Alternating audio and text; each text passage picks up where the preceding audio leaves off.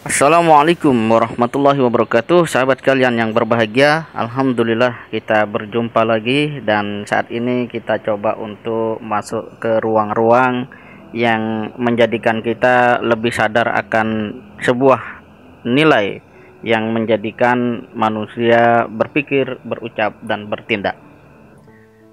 Kalau kita lihat misalnya fenomena terbaru tentang Habib Rizik Syihab dan pemerintah yang kemudian semakin heboh dengan hadirnya berita-berita terbaru saat ini, maka sebenarnya ini bukan soal semata-mata apa yang tampak dari permukaan, tetapi lebih jauh adalah bagaimana seseorang atau pemerintah atau institusi atau organisasi bisa saling menghargai, terutama ketika terjadi perbedaan pendapat atau pandangan politik. Dalam Islam, sebuah kekuasaan itu harus dijiwai oleh yang namanya iman dan takwa. Nah, seperti apa takwa itu? Kalau menurut Hamid Fahmi Zarkasi dalam bukunya Minhaj, Berislam dari Ritual hingga Intelektual, ya, orang yang bertakwa itu adalah yang memiliki rasa keimanan yang kokoh tanpa keraguan sedikit pun, sehingga membawa ketaatan penuh ikhlas dalam menjalankan perintah dan menghindari larangannya, yang memiliki rasa takut untuk berbuat sesuatu yang dibenci oleh Allah yang Maha Pencipta, dan istiqomah dalam beramal soleh, mempunyai komitmen untuk taat kepada Allah dalam segala macam perbuatan, tidak membeda-bedakan antara amalan yang berpahala besar ataupun kecil, tidak saja hanya menghindari perbuatan dosa, tapi juga perbuatan halal yang berpotensi dosa. Orang bertakwa adalah yang memiliki ilmu pengetahuan tentang keagungan Allah, ya, kemudian peraturannya, perintahnya, dan larangannya. Maka dari itu, ilmu yang benar dalam Islam adalah ilmu yang membuat orang lebih bertakwa. Dengan kata lain, orang yang berilmu pengetahuan benar dan takut kepada Allah akan menjadikan Al-Quran sebagai petunjuknya.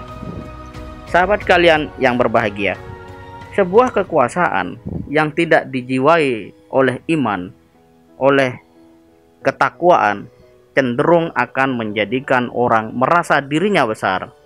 Merasa dirinya besar ini akan menjadikan orang tersebut memiliki sifat yang arogan.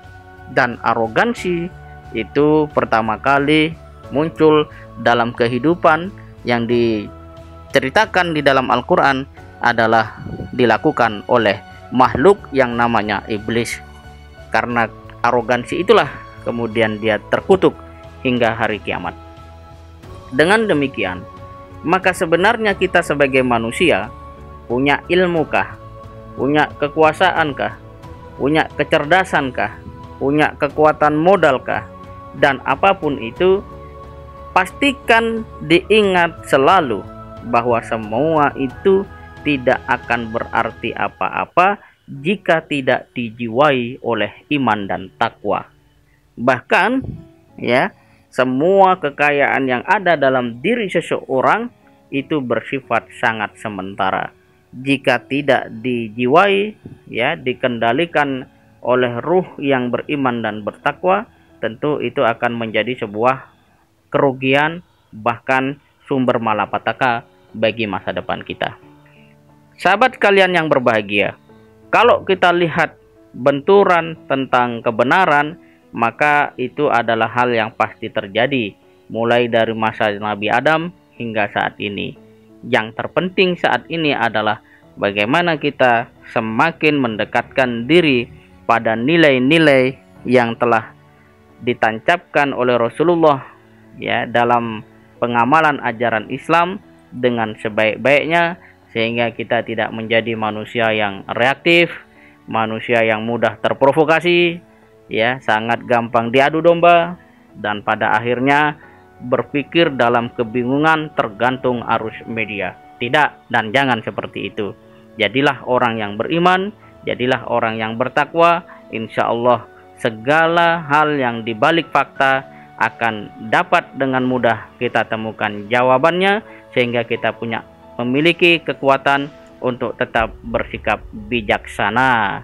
Dan ini adalah sebuah hal yang sangat penting, terutama bagi mereka yang saat ini sedang berkuasa. Ingat, kekuasaan tidak selamanya, sedangkan kebenaran tidak pernah mungkin dihancurkan atau dilenyapkan. Kebenaran mungkin bisa dikalahkan, tapi kebenaran tidak pernah mungkin untuk bisa dihancurkan ataupun dilenyapkan. Sahabat sekalian yang berbahagia, semoga inspirasi pagi ini membawa manfaat. Assalamualaikum warahmatullahi wabarakatuh.